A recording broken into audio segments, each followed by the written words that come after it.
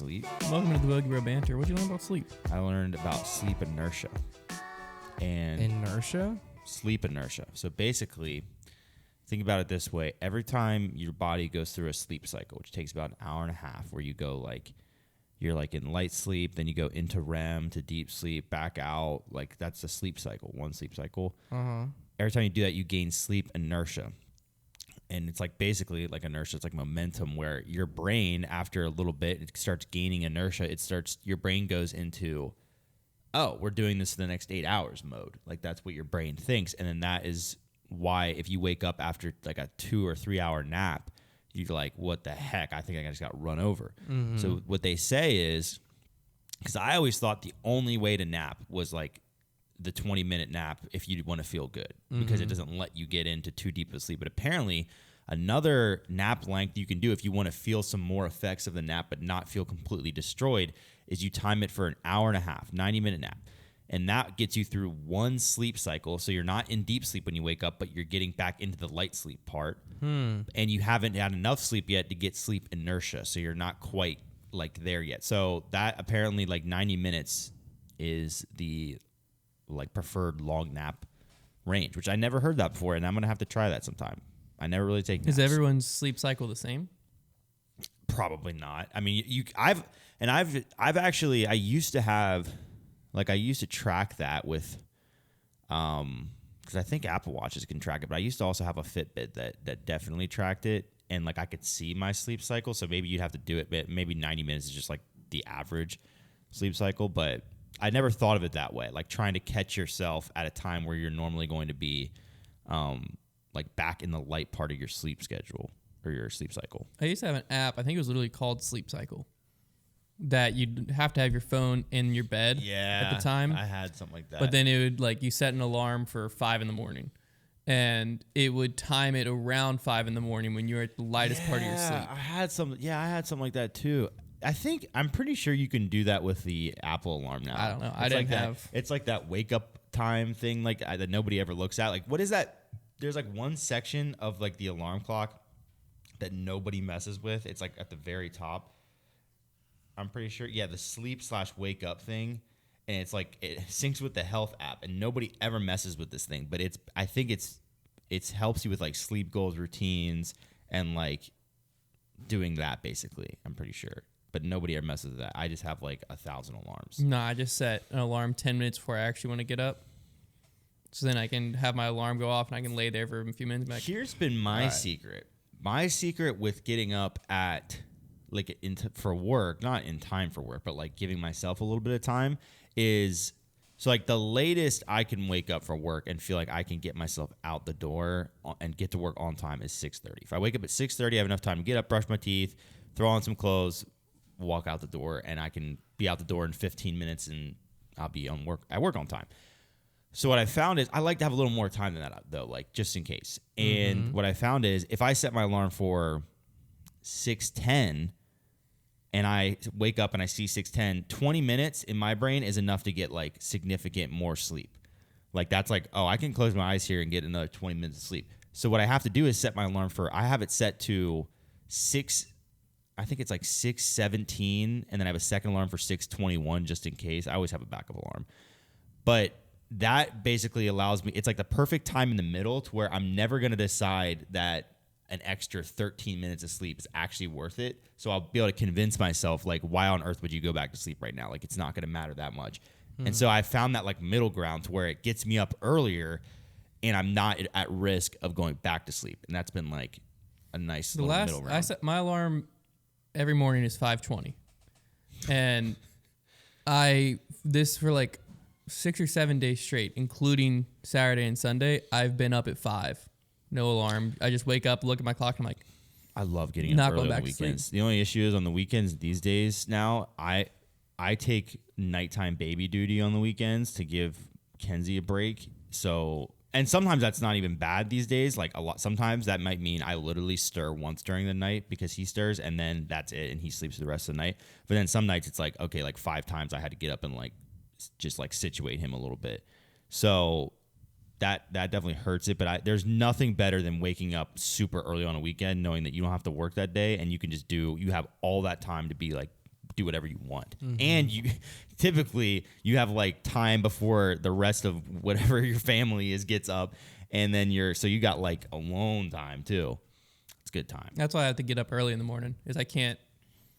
I can't focus once everybody's up. No, like to get to work, I have to. Oh yeah. I have to drink coffee, read, just have a morning. Yeah, work. I freaking wish, dude. I can't do it. I mean, for school, I had to be at school at 8:20. I had to leave my house at 7:45. I would get up at 7:40 because I would just stand up. Yeah. And I'd have my khakis and a shirt next to my bed. Stand up, throw them on, walk out the door. Yeah, every day. In college, man, I just rolled out of bed into class. Yeah. What I will say, like the hardest thing for me is the key. I can get up at 5, but I have to get to bed at like 8:30. That's 9 the problem. The latest. Is because it all started when I worked at the coffee shop, and I had to be at work when we first opened the coffee shop. We opened at 6:30. Yeah. So I had to be at work at 6. And so at that time, I would get up because I had to take Nova outside and all that stuff. And so I'd get up at like 5:30. And then we changed to where I had to be at work at 6:30, but I was like used to getting up at 5:30. So I was like, you know what? I'll ride with it. And so I stayed getting up at 5:30. This is like my freshman year of college. So that's 6 years ago now. Stayed getting up at 5:30. Then I got an internship, quit my job at the coffee shop, got an internship, didn't have to be at the internship till 8:30. But my body was used to getting up at 5:30. Yeah. What I realized was having 3 hours in the morning before I had to go to work was incredible. Yeah. I'd have a whole day before I even went to work. Yeah. And then I'd get off at 4:30 and have a whole day after work. And I was like, this is the greatest thing on earth. Yeah. So then I stayed there, and then foundation, we started working at 9 to 5.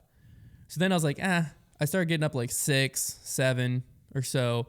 But like some mornings I would still just by nature wake up at 5:30. Like my body just adjusted to, that's just like a natural wake up time for me. Right. So now the issue though is no matter when I go to bed, my body wants me to wake up at like 5 or 6. So if I stay up till 11 or 12, very, very rare that I do. Last night we were up till 11 something. If I stay up that late, when I wake up in the morning, my body's up. I have a very hard time going back to sleep. No one in my family really sleeps in. I think we're just all morning people. So it's just like how I grew up and everything. It's against my nature to go back to sleep. I have to be like sick or like really try to sleep in. So I'll like wake up at like 5 something like this morning and I was like, holy frick, I'm tired. But my body doesn't tell me go back to sleep. I'm like, just hope this coffee's good this morning. Yeah, my problem is I am excellent at going back to sleep if I have things that I have to be at. Like if I have work or school, it would like my body will very easily be convinced to go back to sleep. Yeah. You have to actually fight it. If it's like a weekend or I'm looking forward to something that day, forget about it. I can wake up at 4 a.m. I'm ready to go. My biggest thing is like going to bed early is the key for me, but those nighttime hours, like hanging out, watching TV, like usually the baby is in bed at like 8 o'clock, 8:30. So we have hours where the baby's asleep. Those are valuable hours now. So like that's where it sucks. It's like I hate trading that time, but I need to. When Liz and I first got married, we were opposite people because I was on my own sleeping. So I'd go to bed at like 9 to 10 range by myself. That was just like my choice. I loved that. Yeah. So Liz though was a night owl and she would sleep in because she worked. When we first got married, she worked at 12 every day. And so what she would do is she'd sleep in till 9:30 or 10, maybe later, I don't know, and get up to go to work at 12. I was working in the coffee shop. So I was a lot of times getting off about the time she was going in because I worked like 6:30 to 1:30 or whatever the shift was. But before we got married, she was obviously like sleeping in more and she would stay up. Her like free hours where she enjoyed herself were like 10 to midnight. So when we first got married, it was like a culture shock. So I was like 9:30. I'm like, all right, well, I'm probably going to get in bed and watch some TV. She's like, get in bed. It's 9:30. And I was like, let me introduce you to this world where the morning is your free time. Yeah. I was like, so much more fun. And then took a while, but now she's normally the one getting to bed first. And I'm like, come on, we can stay up another 30 minutes. Bedtime is legit, man. I like bedtime. I just enjoy freedom in the morning more than freedom at night. It for me, it totally depends on what like environment I'm in. Because in college, it was nighttime. Like you wanted to be like your dorm was, doing whatever. Guys were like hey, let's go to cookout at 1 a.m. You're like, yes, like that was like the time to, because no matter what, in the morning people were gonna have classes, but at nighttime nobody had anything. So like that was guaranteed. Everybody was available to hang out. But nowadays, I definitely enjoy the morning more. I was gonna comment. It's like 6:30. This is kind of another topic, but 6:30 to 1 is like a great shift. Like I was gonna say, like, what do you guys like for all the jobs you worked? Like, what was like your favorite time shift? Because for me, hands down, like when I worked, the only job I ever worked where I had like shifts like that was when I worked at golf courses and like closing shifts, like 4 to close. Sometimes I worked like 2 to close, 12 to close. Those sucked. Like closing at the golf course, because it wasn't a guaranteed time. It was like last card in. That was awful. But when you were working, like you going in there like to open up at like 6 o'clock and then getting out of there at like 12 or 1, and your buddies are just coming in for their closing shift. Best feeling in the world. I think 6:30 to 1:30 was definitely my favorite shift so ever. Great. There was a different job I worked. It was before the coffee shop. My shift was 6 to 11. It was just part time. I think it was my that flies by. Oh yeah, yeah. Well, because like what I hated is every once in a while at the coffee shop I'd have to work 12 to close or whatever the shift was, 1 to close. So it was like 1:30 to 8 or 7:30 or whatever. I forget when we closed. I hated that shift because what sucked about it is I would still get up early in the morning, but then you feel like you can't do anything that first part of the day. Yes. Because all you're thinking about is, I have to be done in time to get to work. Top 10 worst feelings in the world. Somewhere on that list is the feeling of being held hostage by your job or class. Like if you're in school, but job is way worse, to where, you have that weird in-between spot in your day. Like a good example is, like if I had a shift at like 12 or 2 o'clock, thinking like you don't even have a day, because like in the morning you're just dreading it. Yeah. And then by the time you're out of work, like that's it, your day's over. That is the worst feeling That's ever. why I love working. Like even now, 7 to 3 is a fine shift, but 6:30 to 1:30 was the incredible. earlier, the better. Because you get off at 1:30. You got a whole day ahead of you. Even during the winter, I had 3.5 hours. Yeah. So there was never a day I couldn't play disc golf. Like I can go into work at 5 o'clock at night, and the whole day I'm gonna feel like I don't have a day. No, because then it's Sucks. like someone wants to go to Roanoke for a day trip, and you're like, but I gotta be back by 5. I Can't do it. I'm so like that is the one thing like about like teenage jobs and like working, that like any kind of like part-time shifts where you're not working like whole days. It's oh gosh. My least favorite shift that I ever had to work was at Chick-fil-A. I would work 2 to 11 a lot, and that was awful because, like you said, Trevor, you're just like spending the whole morning just like dreading it. Yeah, that's how my wife was when she up, worked at Chick-fil-A. Yeah, and then like 2 to 11 is such a long shift because you get in like right after lunch rush, so the whole place is destroyed basically, and everybody looks like they're worn out. And then you get there, and it's you got to slow. watch like the exodus of the employees before you're getting freedom. Yeah. And it's like slow for a little bit, and then you just get crammed for dinner, and then you're there till 11, but really you're there until 12 a lot of times if the dishes are really bad or something. But it's like, yeah, that sucked. I hated doing 2 to 11, but I worked a lot of those shifts. But I think that my favorite hours at any job I worked was probably here. 7 to 3 is like 7 to 3 is a money You shift. hated it when we first started. Yeah, well, whenever I first started here, they were doing 9 to 5.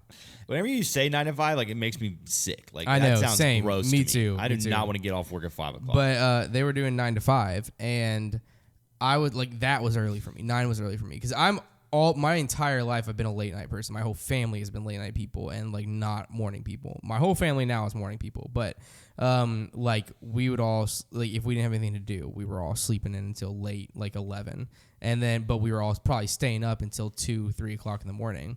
And so like that's just how my family's always been. That's how I was in college, big time. I did not schedule any classes before 11, and if I did, I was failing it. Like it was like guaranteed.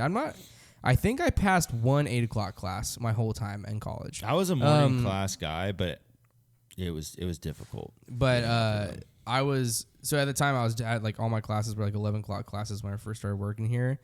And then you guys were doing 9 o'clock, and like it was fine. Like I was coming in here, it was kind of early for me, and then you guys had the conversation of like, let's just get up earlier. And I remember sitting there at the desk and being so nervous, and be like, no, please no. And they're like, Trevor was like, Hunter, let's just do 7 to 3 instead. Like we can make our hours. Let's just do 7 to 3. And I got up and went to the bathroom because I was like, I can't be a part of this conversation because I'll start crying.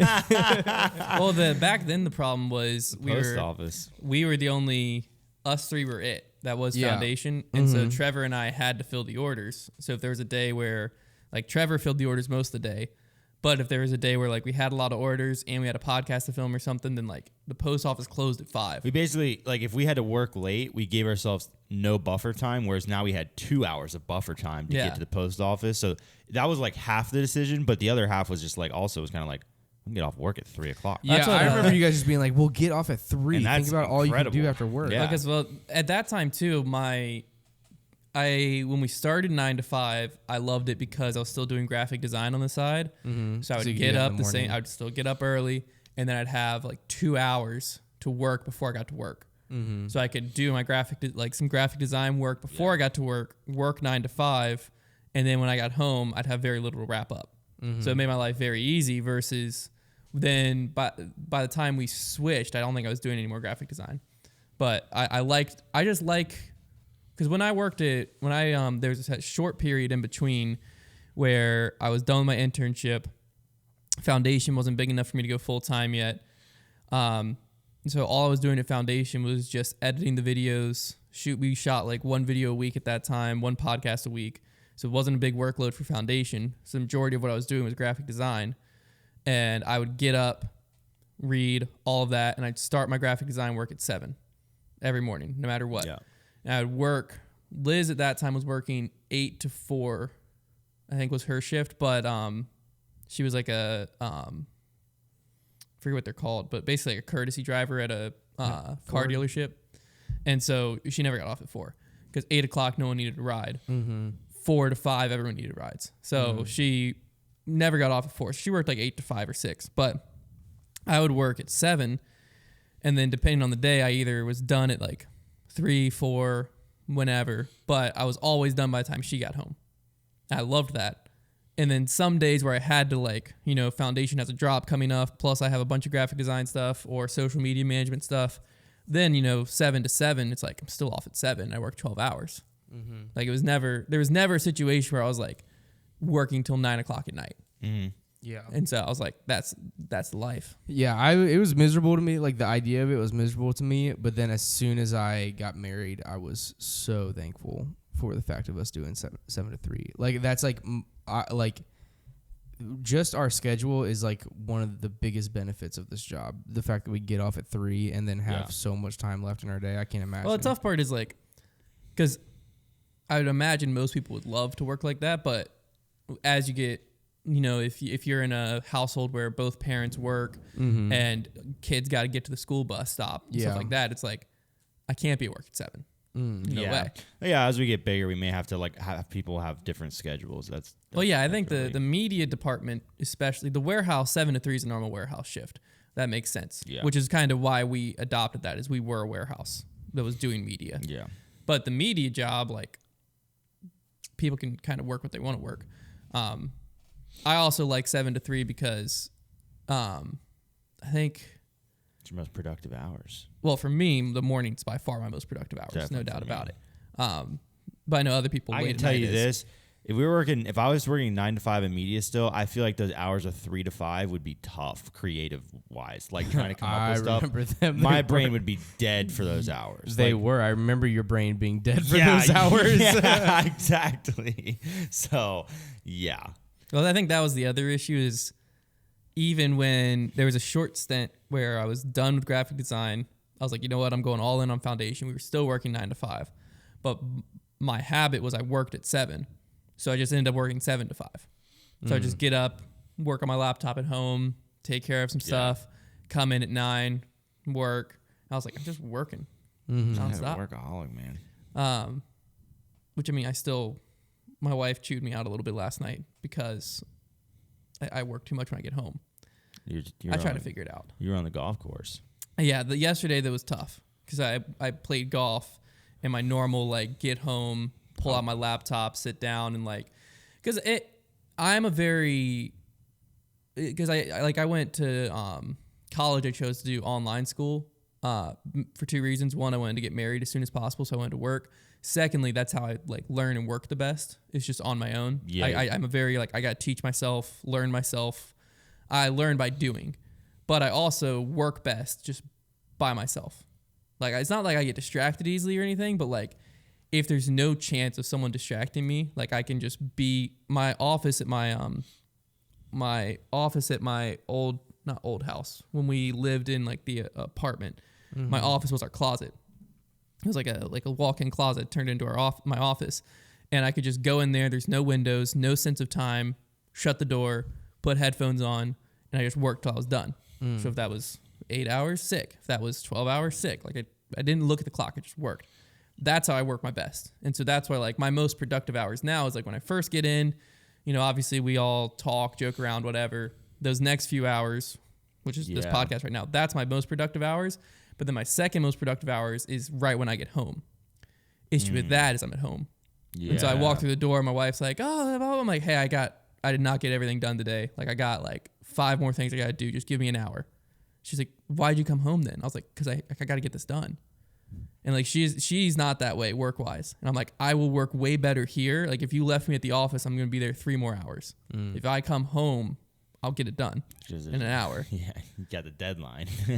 Well, not even the deadline. I'm most comfortable working at home. That's great. For me, I've never been able to do work at like wherever my home is very well. I need a change of scenery. So like when I was at college, if I was in my dorm room, I was so done. Slow. I had to get myself into the library or like the computer lab because once I changed my scenery, A, there's less distractions, but B, now like I'm there to do that work. Like that is like the only reason that I'm there and that there's no other reason I'm there. So like that for me, I've always been better with a change of scenery. I thought I was that way originally. And so I would go to I was done working at the coffee shop, not working foundation yet. I would go to the coffee shop as soon as they opened at 7. And I was like, oh, this is going to be nice. Cause then I always have this problem. It's like, I don't know when to cut it off because like most of my work, actually at this point in my life, all of my work, I'm self-employed.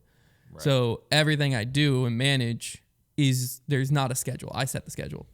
And so I don't have a good like hard cutoff time. I've never been able to create that. Yeah. And so because like different things come up and it's like that needs my attention right now. Yeah, it's totally the nature of our job too, where like for any of us, there is always a scenario where it could be 8 o'clock at night and something needs to get done because we're working on social accounts that are very fluid and they're always happening. Yeah. There's always people going on our YouTube, on this, on that.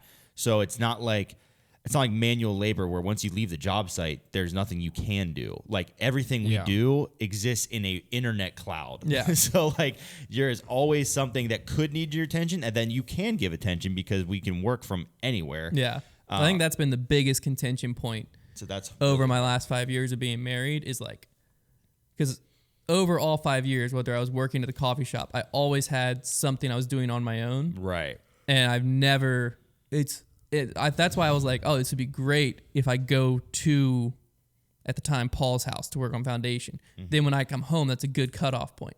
Yeah. It doesn't work. No. I can't. Well, the hard part too is like, it's weird for like Liz really has a hard time understanding this. And I can get why, but like work, foundation, stuff with Atlas, if there is graphic design, like investments, all that is work for me, right? That is what I enjoy doing the most. Like that is what I want. Like if it's up to me and I just want to spend free time, if it was like, if there's something to do for that, I love that. Yeah. So like it's weird for Liz when I get home and she's like, you're still working. I'm like, well, we have free time right now. Right. And so she views it as like, it's unhealthy, cut it off. And I'm like, but like if I go sit down and like I try to make myself like play the game, I love playing the game, or do other things, like a lot of it just I feel like I'm wasting my time because I'm like there's stuff I can get done. I really enjoy getting that stuff done, and like that's what I'd rather spend my time on. And like that's the same. It's the same reason. Like it's just a different personality type because it's the same reason I hate reading fiction. I have a hard time watching TV. Yeah. I'll watch it with Liz to enjoy it, but I have a hard time because like I view all of that as like a waste, whereas other people view it as entertainment and it's beneficial. But like reading fiction books to me, I'm like, what the frick's the point? I'd rather read something that I want to learn more about options trading. So I bought probably the most boring book on earth, but it's all about options trading. Yeah, and I'm gonna love it. That to me is like fun. But to like everyone else, not everyone else, there's other people that are like me, obviously. But to a lot of other people, they're like, that sounds miserable. Like, why would you want to go home and work more or read more? I'm like, that is my entertainment. That is fun to me. That's fair enough. I mean, that's definitely not my situation. But like that's I get where that's not the social norm by any means. And like that's where like Liz gets frustrated when I pull my laptop out, but I'm like, what do you like? We're not doing anything now. We got free time. Yeah, as long it's like one of those things where I think as long as you're enjoying what you're doing and it's not, well, I mean, it's like anything else. As long as it doesn't become an obsession, like right, that's like the whole line is like anything that is like too much. Like even if it's just watching TV, if it becomes an obsession, then that's like a bad thing. It's like anything else. But no, there's definitely I am self-aware enough. That's a funny line of myself, but. With this, I'm self-aware enough to know that like at times it is obsessive, and at times like it's almost addictive. At times of like I have to do this. It's hard. Well, it's hard not to like check in on stuff like when it's so easy to access and it's like also like this is like your business too. So like it's kind of your child in a sense to where it's like you just want to make sure everything's going well with it. And the other thing is there's so many different streams of this business now that it's not just like, let me check the YouTube, let me check the Instagram. Now there's like, oh, there's retail stuff going on. There's this, there's that. There's a lot of different streams to where, you know, which is great. Good luck with the future of that. No, it's great. Yeah. That's what like my goal has always been in my personal life. And I think everyone's financial life should be like this, to have multiple streams of income to where if one well dries up, you're not screwed. Yeah. And so that's why like, I mean, I don't know how many streams, because if you count like within Foundation, there's all these streams now.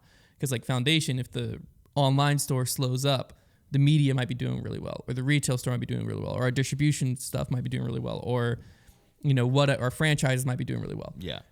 And then like within Atlas, the bag might not be doing so good, but the travel bag or the other thing that we just started might be doing good. You know what I'm saying? Like, I think that's very important, but like, yes, each of those things also require management, and I don't know. I really enjoy it, and so like it's hard for me. I mean, it's just like if you're addicted to anything. It's a very tough social situation. I can empathize, because like if your thing was that you really liked watching TV shows instead of like your thing was like checking in on work, it would not look weird at all. Exactly. I think the hardest thing is probably, this is like turning into like counseling session. The hardest thing is that like work is something that your wife can't join in with. Yeah. That's the hard part. Because that's like, for me, there are a lot of things that I work on at home. If I have to put together something like editing wise at home on my laptop, I like doing that. Like I can sit down and start editing something that's like a creative thing, and I have a blast. It's very fun. But it's hard because A, your wife can't join in with you, and B, like to them, work is work, and I think that a lot of times they almost feel bad, like they don't want you to be bogged down with work. And sometimes I would like early in Foundation, sometimes I'd have to be like doing late work, and it was stuff with inventory and stuff, and like that did suck. So like I did do stuff that was not fun at home, but like now working in media, if I have to do stuff at home or whatever, I don't ever mind it because it's fun. So like that is, having a fun job is a very weird concept. It is not super common. Yeah. Well, and also having fun coworkers is a really weird concept too, because then like, because like anytime that I get texts from you guys, Gabby assumes that I'm still at work. Yeah, but like we're in a different group chat. She's like, what's going on? I was like, no, it's just like. She's like, is something like a stupid TikTok or something. Sent me a TikTok. I can't open it in front of you. There's like, if we get a text from one of us after work, there's a 98% chance it's not to do with work. Yeah. But that was the other line that was like weird for me is, and Liz and I literally had this conversation about a completely different topic last night.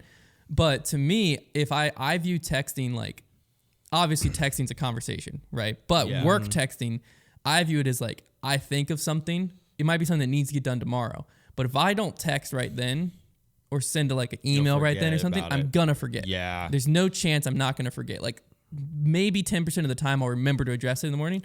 And so I'll be like, I just need to text them right now. Yeah. And then Liz is like, you can't, they're at home. And I'm like, well, they don't need to do it right now. I was like, but like, I need it so that when they come in the morning, it's not just my memory I'm relying on. Right. I'm a very paranoid person about, like, I have a decent memory, but I definitely am, part of that is because I'm so paranoid about forgetting things that, like, if I need to do something, I'm setting a reminder in my phone, or like a lot of times with texts, if I can't respond to a text like pretty much immediately and I know I'm going to need to respond to it, I'm the type of person that I always close the tabs on my phone. Like I always keep them closed. So what I'll do is I'll keep that conversation up and leave it open in my tabs on my phone. So that way I know I will see it. I have to leave a message unread.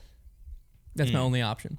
Yeah. I feel very bad because I hate when people don't respond to me when it's something that like commands a response, if that makes sense. Yeah. I hate when that happens to me, but I'm very guilty of doing it to other people because Hypocrite.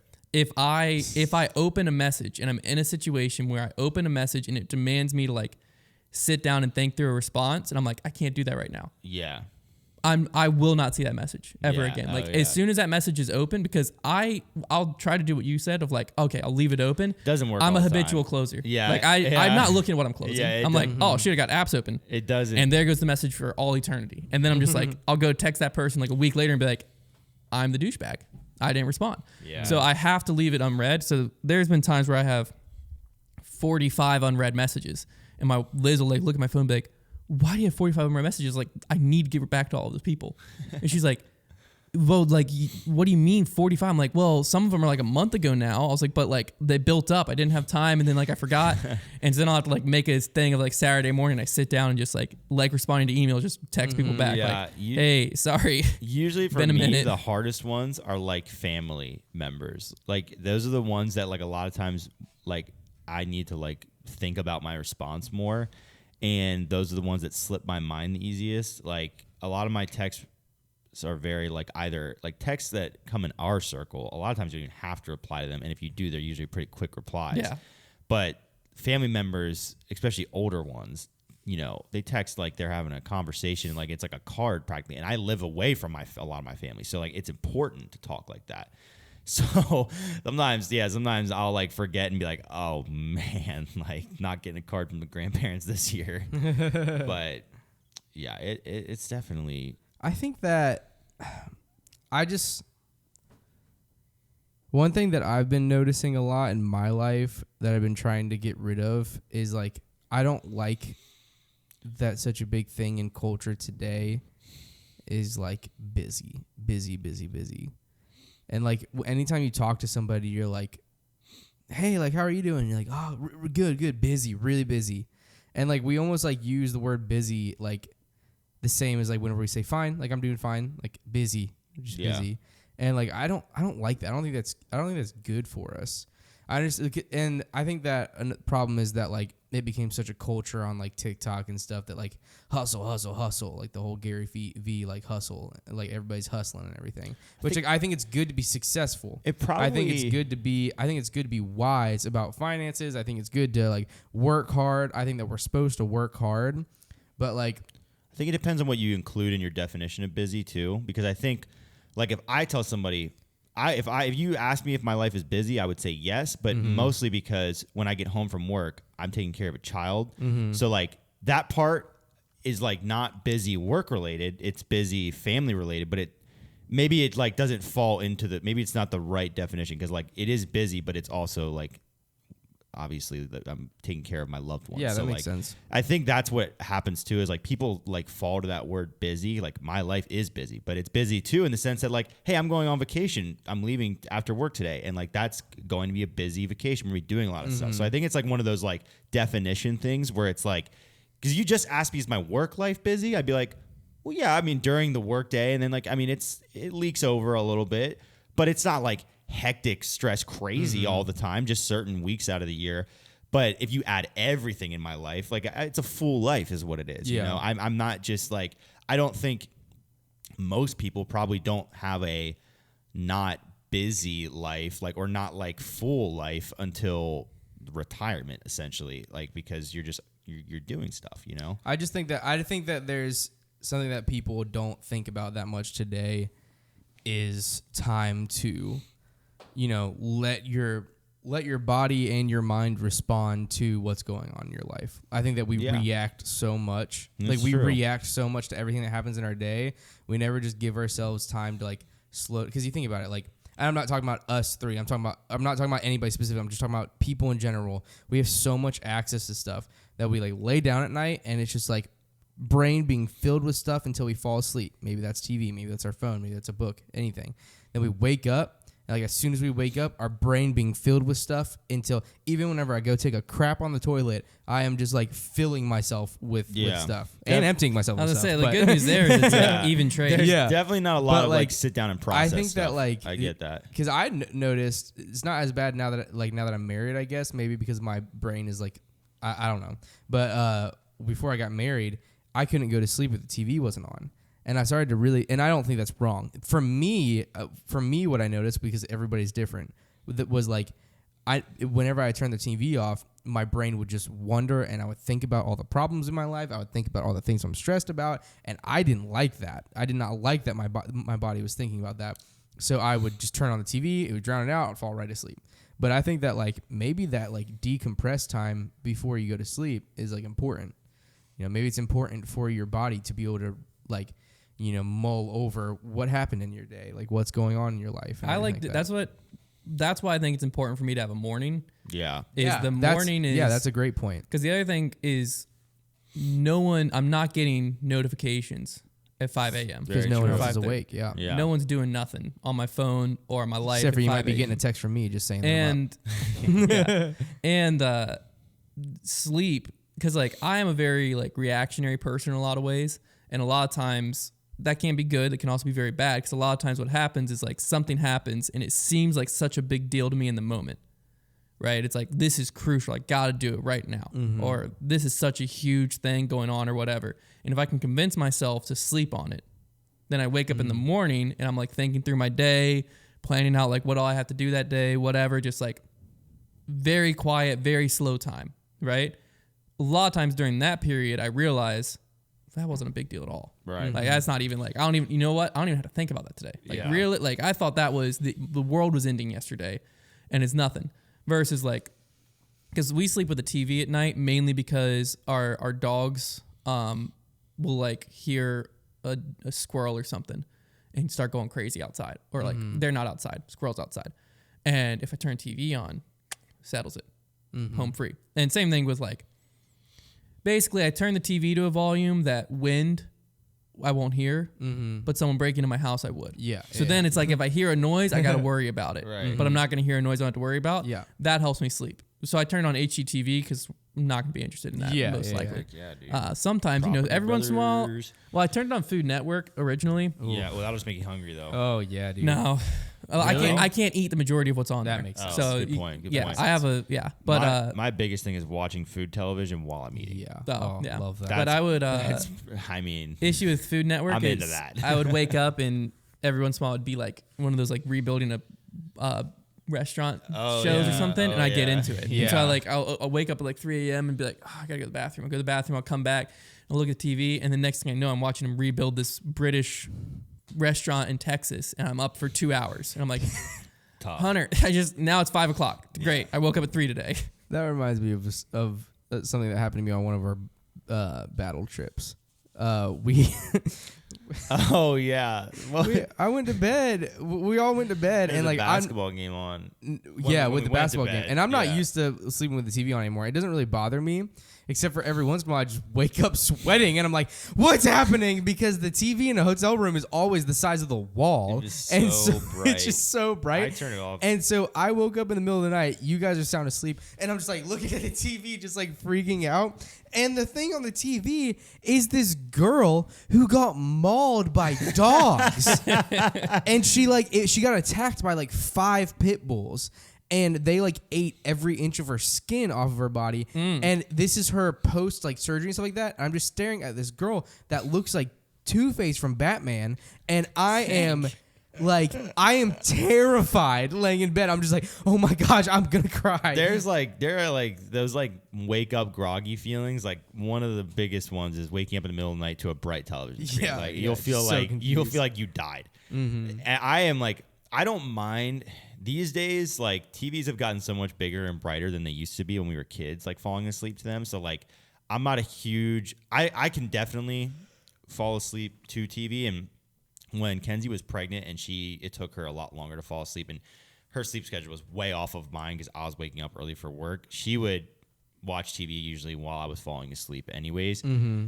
And I don't, that's whatever. But what eventually for me, I need that TV to be off. So like I will wake up, and if she's asleep, I'll turn it off because I need that complete darkness. Like I'm a big proponent of having like darkness when I sleep.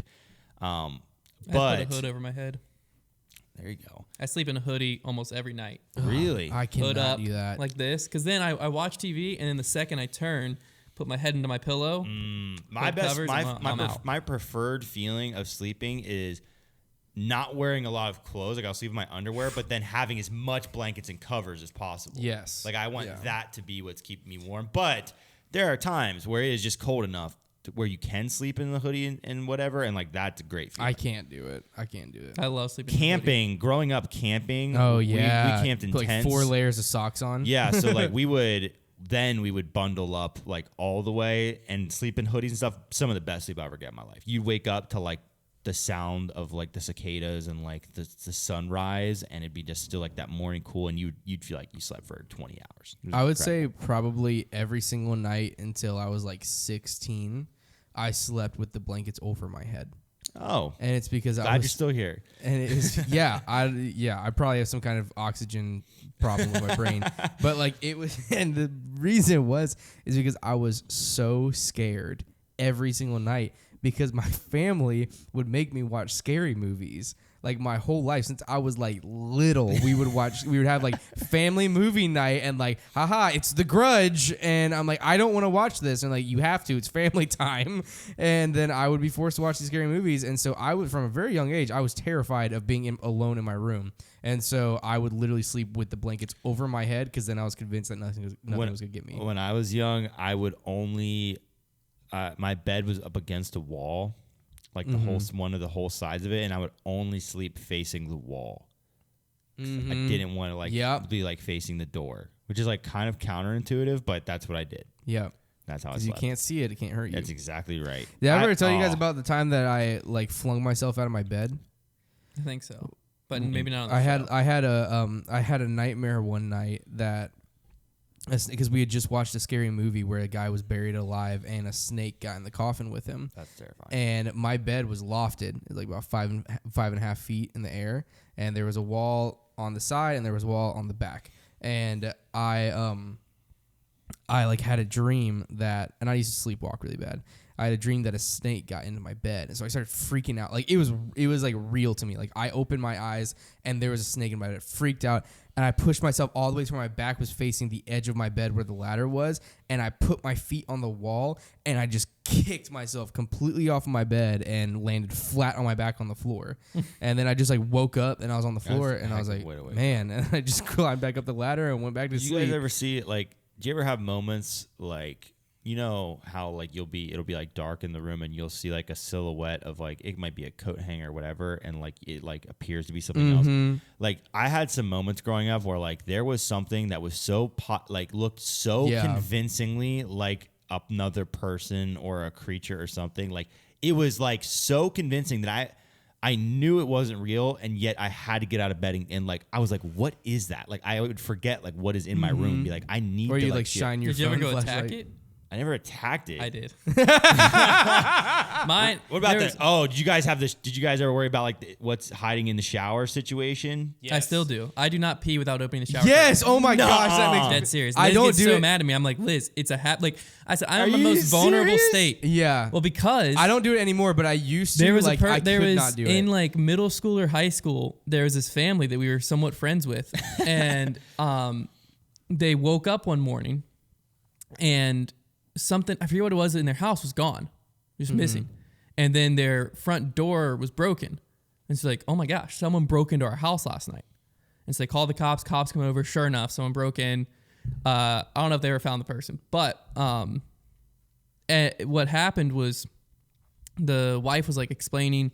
She's like, I thought I heard something, but, you know, I just thought like must not have been anything. She's like, so I laid there a little bit, didn't hear anything else. She's like, so I just went to the bathroom, got back in bed, went to sleep.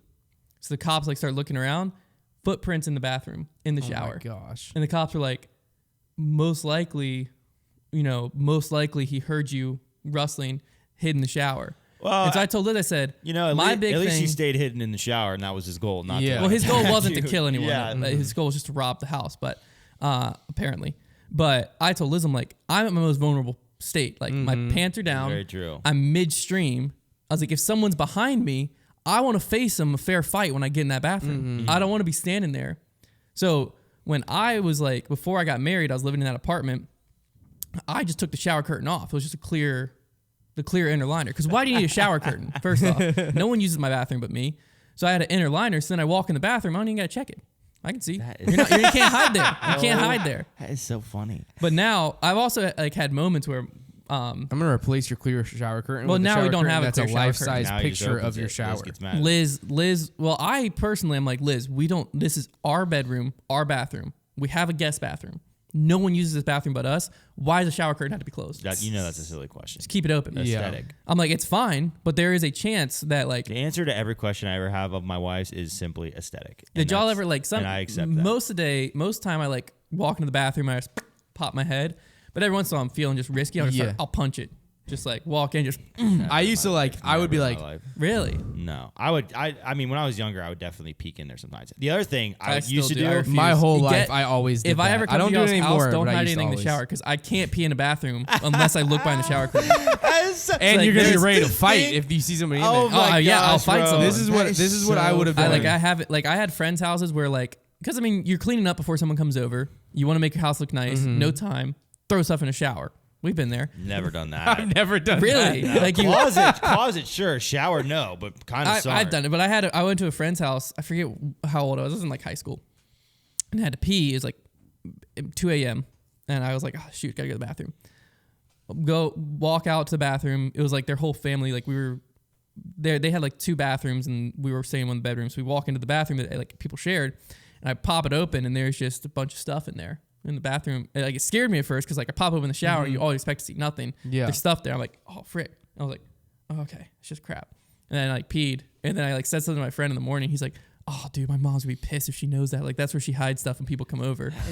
I was like, I was making sure I wasn't about to get murdered. The one thing I did also used to freak out about is when I was in the shower, if I was washing my hair and like my eyes were closed. Yes. I did not like that. I don't because close there's my that eyes. scene in The Grudge. I don't close my eyes. There's- Oh my gosh. I just wash my hair and my head down. Yeah, I'm terrified of that So too because funny. that scene in The Grudge that I had to watch when I was a kid was like she's in the shower are and a living in hand fear. freaking comes I'm through not her in hair. fear. It's just a habit at this What would point. you- No, mine's fear. Mine's fear. Mine started with Connor fear, but sounds like, like he's Not got fear. anymore. It doesn't. Just be clear. None of that stuff bothers me anymore because now, like, I'm the person that does the protecting, so I'm not really scared of stuff anymore. But unless we go to a haunted house, then I will be scared probably. We're going to Scaremare, dude.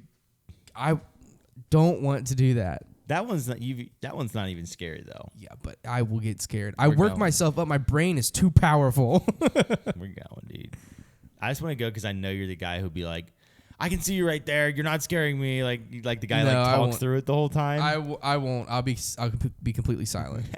That is how I deal with it. I am completely silent, Scaremare, and dude. I will I'm hold a- Gabby I'm in a front of me, and I will overreactor. squeeze her arms like you this. put your wife in front of you. Oh yeah. Well, at a haunted house, I know she's not actually gonna get hurt, and also she loved that stuff. So whenever we went while we were dating, she was in front of me the whole time. I'm I a, made her go in Scaremare is front where of my me. romance with Kenzie blossomed, man. We weren't dating at that time, but we just knew. We went to Scaremare, and we were the only 2 people used there to- that were single. We used to go. We used to go to Scarowinds, which is Carowinds. Carowinds but was scary. I've never It- been to like a that's legit Hallow- scary Hallow one, Scream but I'm is sure so it would freak me scary. out because like even like Scaremare at this point, I've been through it enough to know that like nothing in there. There's a few parts that'll startle you, but They nothing in there is chase like you. Yeah, it's what Hallow At Scream Scarowinds, is they incredible. yeah. chase That you. there are definitely some that would Because what absolutely like freak Hallow me out. Scream, you can't get away from it. Like once it hits 8 o'clock, game on, and then all the bushes are alive. Like you got that's not a bush, that's a ghillie suit. Do they do Gabby one at Busch knows, Gardens? That's it. Yes, they do. Yeah, are Gabby we going knows this year? that I'm terrified of. Like I just Luca can't do it. can't. I love scary movies. I love scary movies, but I just can't do them. I just can't do the haunted houses. I don't know why. I get it. You know I mean, you're what's immersed funny in it. is like the paint on the face, blood on whatever you can do to your face does not bother me. Will not scare me. It's the second that there's something covering your face. The second that there's a mask on, I just always feel. I don't know what happened to me as a kid. But something had to have happened to me as a kid to make me scared of someone's face being covered. Because, like, even to this day, we were at the Hillcats game, and the freaking mascot passed by me, and my heart rate spiked. Like, what? Yes, I started sweating a I know little what bit. we're getting. Because, like, today. it's like the second that there's a mask on, it just scares me so much. Like, one of the guys that was in my community group in college, he was, like, this scary pig thing at Scaremare. Oh, yeah. And he came up to me, and I knew it was him. He whispered in my ear. I knew it was him. Gabby took a picture of us with his mask on. Whole entire time, I'm sweating. I am sweating. I'm terrified because there's still like, and I was even the cow at Chick-fil-A. And whenever I see a Chick-fil-A cow, Scary. I'm terrified. I cannot do it. Funny. It's No, just, we should definitely go to Hall Scream. I used to go to Hall Scream every single year. We went. Last time I went was like 2 years ago. Lot less fun when you're the driver, and you gotta be driving home at like, you leave the park at like 1 a.m. or midnight or whatever, and you got a 3-hour drive home. Lot less fun when you're in the driver's seat. Dude, but still a great time. That's what I was gonna say was that I accidentally got stuck there because me and Gabby and a group of our friends went to Busch Gardens, and I checked. I was like we're not going to this scary thing. Like we're just going to Busch Gardens, and like because we wanted to leave in time and everything. And everybody's like, yeah. Like her friend, Gabby's friend, was like, yeah, they're not doing that anymore. Like it's after that. Like they're done with that part. And I was like, okay, sick. So we go and everything, and I'm not thinking anything of it. We're just at the park and everything, and then it turns 8 o'clock, and all the lights change color, and I see a scary person walk out the corner, and I'm just like, no. And we're like on the other side of the park from the parking lot. I would pay a lot of money to have been there for this. We are literally on the other side of the park, so we've got to walk through the whole park to get back to our car. And I'm like, no. And this was like last year, and I'm like, no, I'm serious. And I see another person walking, and I'm like, no, you've got to be kidding me. And I looked at Gabby, and I was like, are they doing like the scary thing? And she was like, it looks like they are. And then an announcement came on, and it was like, just let you know, like this is now this. And I was like, no. And it's like to the point now to where like it's not funny to her anymore. Like she's like, she knows that I'm gonna freak out. And so like we see people, and I'm just like this the whole time, like just like staring around. And I'm like, we got to get out of here. And Gabby's like, all right, guys, well, you guys like ready to go? And I'm like, we have to get out of here now. I get so nervous about it. I don't know what my deal is. I just enjoy, like, I don't like scary stuff, like walking Call through me a scary sicko, things, but all that's going through my mind right now is scenarios where I can get you into a scary thing. We're going to take him to Hall Scream. Sounds like we're not, unless we got a bribe. There's gonna have to be bribery. I mean, I'll involved. go. Like if you No, guys, it's just like if you guys are like all we're going as a group, I'm not gonna. And not Gabby's go. going. Okay, Yeah. so it is. We just had to convince Gabby. Whenever I was in like high school and stuff, no, the answer is no. Like I'm not going. But Well, like, apparently Hall last Scream, year though. it was pretty traumatizing. Hall Scream, Those though, things are different this year. It's not. I mean, it it's wasn't scary, nearly but as it's bad. not Like awful. they don't mess with you. Like It's just jump Scarewinds. scares. At Scarewinds, they mess with you. They torment you. You cannot show any weakness because they will literally chase you around like the carnival things. Yeah. Like it's But stand at there, they Hall can't Scream touch though, you. the best part is every like the rides, like the behind the scenes of the rides, turns into all the scary walkthroughs. So you have that's like what happens at Scarewinds too. That's catacombs. very cool. Pompeii turns into like I mean, they change what it is every year. There's always a clown one. They used to do one year. It was the whole park was based on the third. There's one that's called Pompeii. Well, the Escape from Pompeii is a ride. The backseat of Pompeii becomes Is that like Wilden making an amusement ride after like a tragedy? I don't know. Escape from Pompeii is the ride. Like that's got to be wild, right? Like what are we doing? They're like, yeah, all these people died, but like it'd be a sick ride though. Well, like the whole ride, it's a water ride. There's a ride called like Hurricane just don't Katrina. say them out loud, but think of other tragedies that are I just more said modern. Hurricane Katrina. Okay, I was like, there's No, yeah. it's pretty tough there. But the What was I just saying? Oh, I but they mean- did the 13 fears. It was like the 13 most common fears. And the scary Spiders the was for walkthrough. sure in there. Yeah. The walkthrough, one of them was death. That was a weird room. Oh. But the walkthrough was 13 rooms. In each room, the last room was the most common fear. I forget what it was, but like each room got progressively scarier, Yeah. but also progressively like a more common fear. Mm-hmm. That one was. I was in like what were the ninth grade. fears? I don't remember. 'Cause I know I'm one sure was it a was, fear like, of heights. Dark heights. Heights spiders. was tough because I'm scared of heights, and it was just like they had an actual plank, and then like 2 feet below it was like It was like mist or smoke. no, like screens, like you were Yeah. over, Screens. and That's then there was cool. like mist in between. So you had handrails, and you were walking on the plank, but it just looked like if you fell, you were going to fall to your death. Yeah. I didn't really. And think then the heights bothered me much. claustrophobia was a big one. Oh, And so it started that's wide. like at Scaremare. They Is that have where it's like the thing. blow up thing? Like Yeah, the so by inflatable the thing? end, you couldn't get to the I person like in that. front That of was you, the only time that I felt safe. and you didn't was know, whenever I was Suck, inside you of that didn't know tube. how far it was going to go.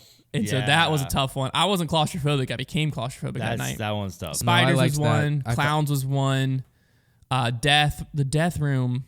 It was basically they had it so dark that you couldn't see anything, and you just kind of wandered through this room, and then they like had like really reverby like laughs that would like go on. So like you're walking through and you just hear the laugh, That sounds kind of. and you fun. couldn't tell. It was a big room, and you just had to get to the door. And so it was basically like a maze because they would let each room, since it was 13, it took a long time to get through. They would just let like a group of like 10 of you through, and so like 10 would go in, and then once that was out, you like someone was there, was like you can go in, and then you went into like whatever the next fear was. We're going to scary. I think it'd be We're going to different a now scary because thing. like now like Gabby and I've switched roles like recently. Like she's become a lot more like scared of that kind of stuff. While like it's we're going to the so scariest maybe one possible. All right, well, we got to play snaps real quick so we can teach Konner how to play. Oh, okay. That's what we were supposed to start this podcast with, but I just kind of let it roll. You let it roll. All right, so we're just gonna play snaps, Florida. right? Florida. Trevor will hopefully. I'm definitely gonna. As long as I can catch up, I can win. Like I know how it works. I've got no idea. You're what's gonna happening. try. Just try, Konner, I will try my darndest. and then see if you can just catch on to what it is. All right. All right. Snaps is the name of the game. The name of the game is Snaps. All right. I gotta pick something I'm doing here. For those of you that don't know, this is a game that All right.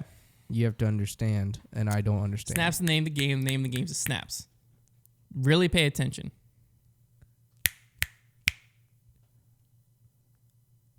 Come on. Konner, you with me? Yeah? Ricky. Yes. I was my mind was definitely not in the right place. All right, we'll do another one here. All right, yeah. Okay, I got it. This time. Okay, Snaps the name of the game. Name of the game is Snaps. Come on, just listen. Stop. Got it. Really? It'd be impossible for you to get. Yeah. All right. E. E. Corey? Yes. Hold on. All right, we're gonna go one more, then I'll explain. Oh, I think I'm getting closer. I think I'm getting closer. I'm gonna go one more, and then I'm gonna let you tell me what you think's going on. Okay. Okay. Yeah, just let us run through it, and then you give your guess. Yeah. Okay. So But be slow, please. I'm gonna go through, and then I'm gonna just pause when I'm done. Okay. Okay. Snaps is the name of the game. Name of the game is Snaps. Okay. Now pay attention.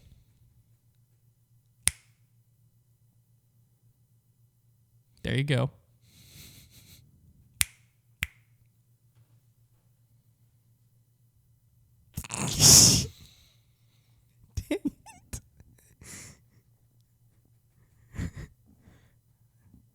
Now pay attention.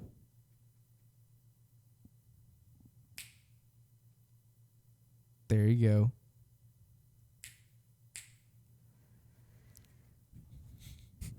The answer is Nate. So just think of that. You have this Okay. one memorized. How did I get to Nate? Okay, well so what I figured was like the word you said. Now listen. You're snapping with what your one snap is how many letters of that you're using. Wrong. No, why did I snap? I snapped twice at the end, right? Yeah. After there you go. One part of this How game is it is Nate? very intuitive. The other part, you kind of just have to figure out the code, and it's very difficult. Now pay attention. There you go. What 2 letters would you get from those 2? T and E. The first one was now pay attention. The word's Nate. Now pay attention was first. So you need an I A. needed the N.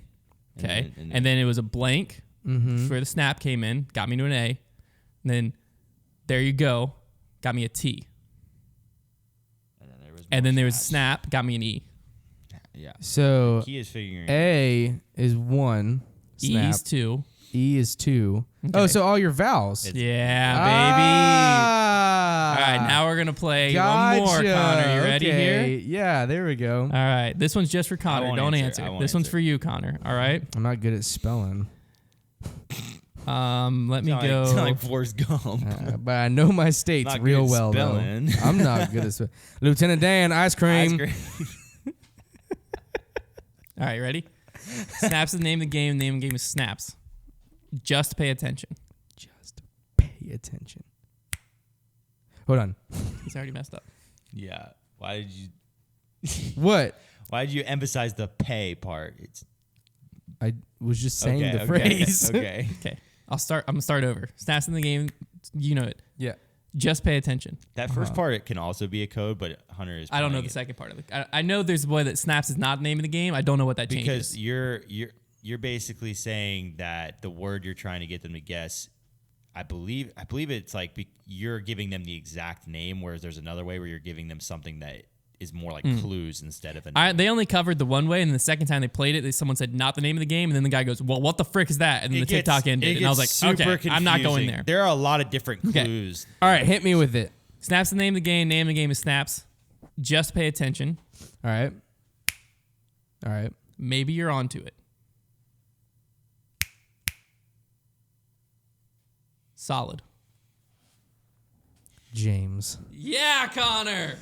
Yes. Yeah, that is like I looked at all the clues. I remember when Let's the get Silas game up in first here. got popular, and like Let's get Silas up in here. I want when you're to doing show him what's a up. name and you're just spelling it. It is like the easiest way. Like that's the Yeah. simplest way. But there are like dozens of Yeah, I different don't wanna clues dive you can any deeper use. into it. Oh, I don't even know how you would. Well, that's like memorize one of them the all. games that, like, again, there's no chance. You can't really figure it out.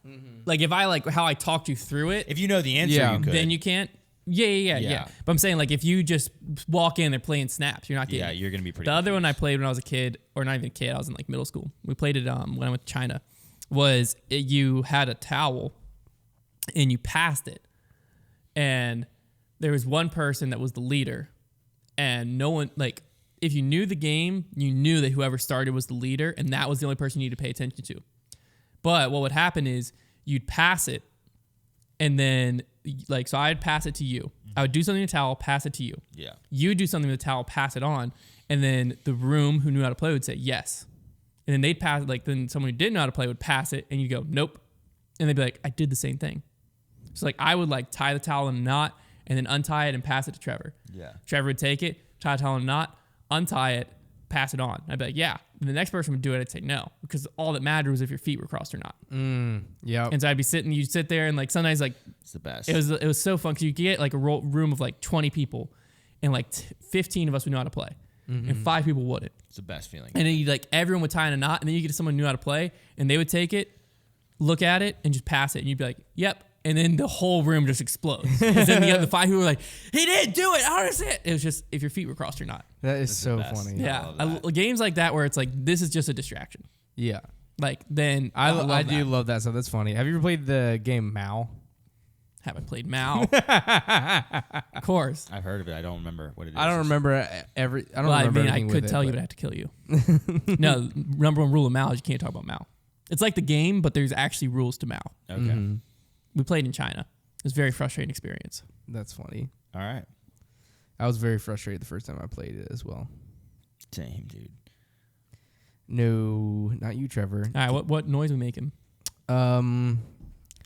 How about not a chord this week so we can't Okay. just keep dominating? Because like That's Hunter and fair. I were way Yeah, too good you at guys it. have gotten like pretty much perfect. What at about that. like what about like a perfect golf shot? Because like Hunter heard a lot of them yesterday from his own club. So, Not from. I heard a lot from Kent's club. Kent was on one. dude, Kent was popping off. I thought I heard yesterday. one from Trevor's club. I said, dude, it sounded solid. And Trevor goes, I hit that so fat. And then it hit off the side of a rock wall and just ricocheted. I was like, I'm so sorry. That's okay. Well, it's just I didn't know what a perfect golf shot sounded like. All right, I got I it. still don't. I got you. Wow, not bad, not bad. I don't know. You can't make the noise. It's pretty so impossible. It's so scary to make a sound effect. It's so scary to make a sound I was effect trying when to you get a never pop. made it before. I Like was you trying don't to get get to a good practice. pop. You just had to do it. I was trying to get a good pop and I couldn't. I got the swing. I can't get the good pop. A pop's really hard. Let me. That's it. I Here. almost got it. Listen Let to that. me, for reference. Listen to me, Trevor. Okay. I mean, it's so quiet. It doesn't matter. Let me, like, you gain that puppy play. up. Flushed, like a flush golf shot. Nothing but Tiger Start doing flushing fast irons enough. for 5 minutes. They should give us like a. Oh, you didn't say irons. I'm just kidding. That was a decent one. Hold on, let's get another. Whenever I see compilations of like, It's almost flush- impossible to do those sounds so close to each Here other. comes one. Swing the club. There we go. That was so quiet. This Yeah, one that one sucks. sucks. Whatever. Doesn't even matter. Ours were way better. Just insert our sound. That was That's a perfect. pretty good one right there. Oh, the real test will be if the audio. If That's the like a chip. listeners That's a pretty know- good chip shot. Yeah. Real test will be if the audio, the listeners know if we're playing a video or not. Still. That's Yeah. true. All right, here he goes. Wait, Trevor, go ahead and hit play on that. I Oh, I got you. I got one pulled up. yeah, I'm hitting play. Oh man, that's a good compilation. Your They're going backfire, Your back to back to click- back. Your click noise sounds just like a chip shot. Like that's pretty impressive. You're welcome. I will say. Now add a little backspin to it. There's- All right, now thin. Now thin one.